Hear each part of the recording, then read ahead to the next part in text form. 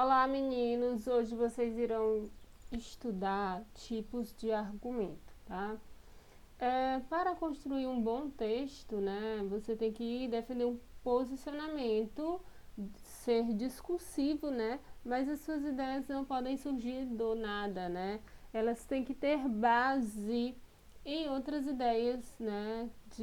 Seja de um livro, seja de dados estatísticos para você sustentar o seu posicionamento, né? Isso.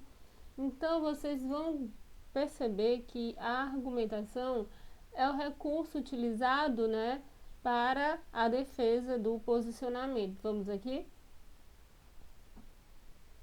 Então, a argumentação é a capacidade de relacionar fatos, teses, estudos, opiniões, problemas que têm uma possível solução, né, a fim de embasar determinado pensamento ou ideia.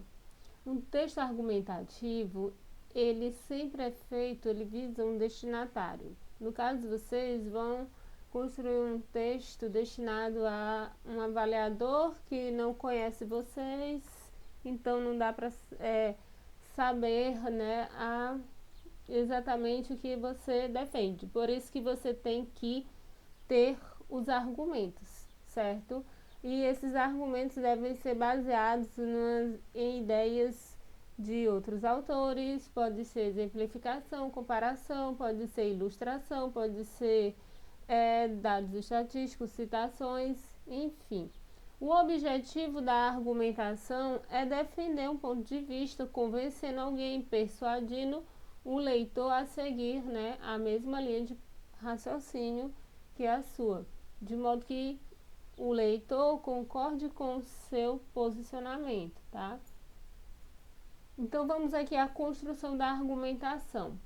Gente, para construir a argumentação é necessário que você escreva de modo lógico, né? Claro. Por isso você deve ter um raciocínio linear, certo?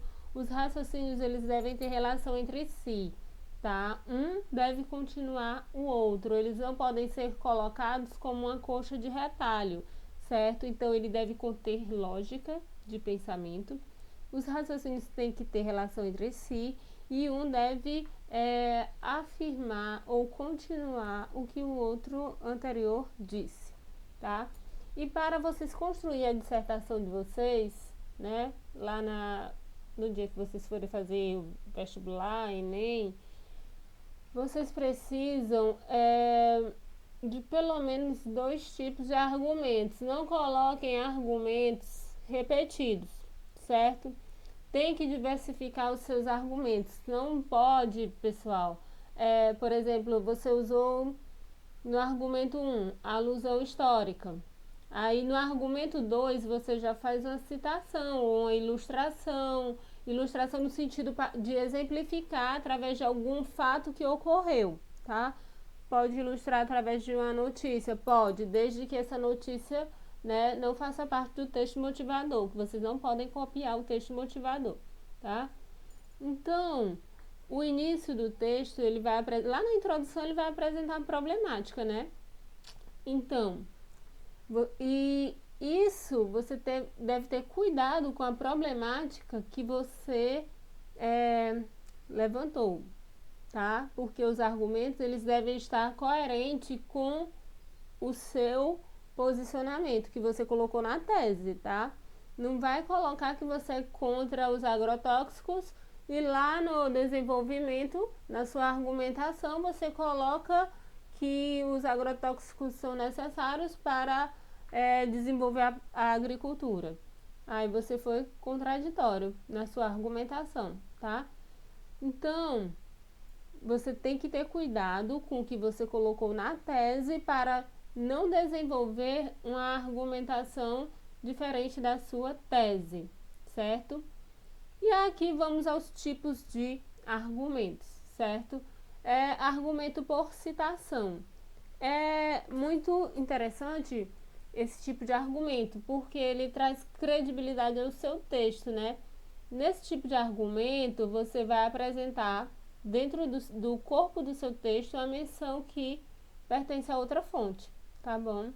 E ela é apresentada de modo direto, certo? Mas também tem de modo indireto, que aí já não seria citação, seria uma paráfrase, tá? Então, olha só, você coloca as aspas, houve a citação aqui do Piaget. Toda moral consiste no conjunto de regras e essência de toda moral, e toda moralidade deve ser procurada no respeito que o indivíduo adquire por estas regras. Então, é uma citação que você pode colocar em um texto que fale de educação, comportamento, sociedade, certo? A essência da moral é o respeito das regras, a capacidade intelectual de compreender que a regra expressa uma racionalidade em si mesma equilibrada. Então tá aí uma citação do Piaget. Uma citação dessa, ela vai dar mais credibilidade ao avaliador, né? Um tipo de argumento desse vai dar mais credibilidade ao teu texto, né? Tu trouxe uma autoridade da área da neurociência, educação, né, que o Piaget estuda tudo isso, a neurociência. Então, você vai colocar uma citação dessa e vai enriquecer seu texto. Mas não jogue apenas a citação e deixe assim para lá.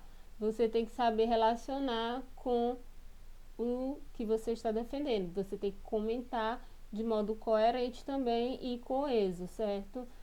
As citações, pessoal, não servem para aumentar as linhas do seu texto ou para dizer que você tem um bom repertório, não. Elas devem falar juntamente com você, né? Deve ser uma coadjuvante na escrita de vocês, tá? E o argumento por comprovação. Comprovação ou argumento por dados estatísticos, né? Aqui tem um exemplo de argumento por dados estatísticos. Você vai perceber, né? Esses dados estatísticos às vezes vêm comentado, mas às vezes vêm só com números, tá? Como vocês estão percebendo aqui, certo? Um censo, trazendo o censo sobre o mapa da exclusão educacional no Brasil, né? Aí, segundo o mapa da exclusão no Brasil, 1,4 milhão crianças, ou 5,5% da população nessa faixa etária entre 7 e 14 anos, ele vai trazer os dados, né? Ele vai mostrar, então a característica da argumentação por comprovação é a explicitação de dados estatísticos, tá? Como vocês puderam perceber aqui. Também você deve comentar esses dados estatísticos. Não é só jogar no texto, certo? Ele serve para mostrar uma realidade que você que está em consonância, está de acordo, coaduna com o seu pensamento, tá? Que não com o seu pensamento pessoal, tá? Deixando bem claro, mas com o que você colocou na tese. Argumento por raciocínio lógico é um tipo de argumento que você vai mostrar a relação de causa e efeito, tá? Causa e consequência. É uma das formas mais práticas de fazer a argumentação e também é um recurso que permite, né, o leitor, não tem como o avaliador te contestar, porque o raciocínio lógico, ele parte de uma ideia de causa e consequência. Então, essa relação é uma relação de causa e efeito e vai mostrar para o avaliador que não deriva só do pensamento, da sua imaginação, não, tá? Aí tem um exemplo aí, né, sobre a questão da miséria no Brasil. Ele coloca aqui a causa da miséria e as consequências da miséria, tá?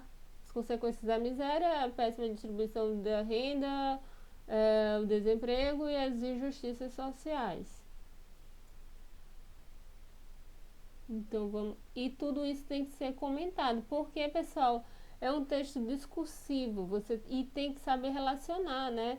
Não é só jogar a argumentação, argumento um, argumento 2, não. Tem que saber fazer essa ligação entre os argumentos. Então, a alusão histórica é uma ótima forma de você construir a sua argumentação, certo? Porque mostra que você tem um bom repertório cultural, tá? Mostra que você sabe associar o que é proposto no tema da redação aos seus conhecimentos, né, que você adquiriu ao longo da sua formação. Então, eu gosto muito quando eu vou ler uma redação e tem essa alusão histórica, porque mostra muito bem como as pessoas elas conseguem fazer associações com o que elas já aprenderam, certo? E mostra até uma questão de maturidade intelectual, né? De conhecer, de experiência de vida e experiência cultural.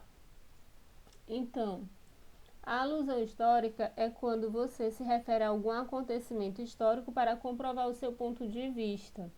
E esse é o recurso que deve ser utilizado quando você tem segurança e certeza que aquela data, por exemplo, é realmente a que você afirma, tá? Que ela é legítima, que ela realmente se refere a determinado momento histórico, tá bom? Então não pode ser colocada aleatoriamente. Tem que conhecer as datas, tem que ter segurança com as datas, tem que saber se foi realmente naquele período, certo? Aí eu coloquei o exemplo, né? Coloquei um exemplo aí de alusão histórica, certo? Que vai marcar o momento do estudo dos sonhos pelo Freud, Jung e Adler, certo? Para exemplificar, né, este momento histórico para a psicanálise. Então, meninos, essa foi a aula de argumentação, parte 1. Depois nós vamos ver outros tipos de argumentação. Não são apenas estes tipos de argumentos, né, que você pode usar como recurso para defender o seu ponto de vista. E produzam muito, leiam, tá? Que a melhor forma de escrever um bom texto é lendo, se informando, se atualizando. E um abraço.